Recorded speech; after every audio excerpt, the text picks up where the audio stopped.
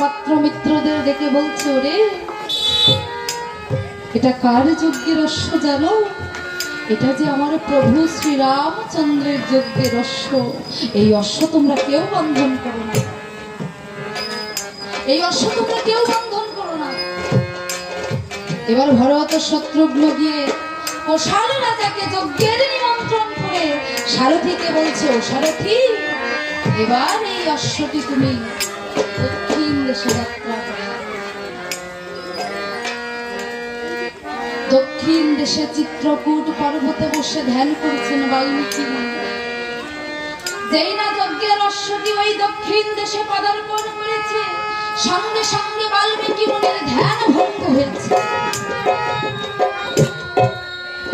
তখন মুনি আমার পুনরায় ধ্যানস্থ হয়ে জানতে পারলে যে তার প্রভু শ্রীরামচন্দ্র অযোধ্যায় অশ্বমেধ যজ্ঞ করেছে। তখন মুনি আমার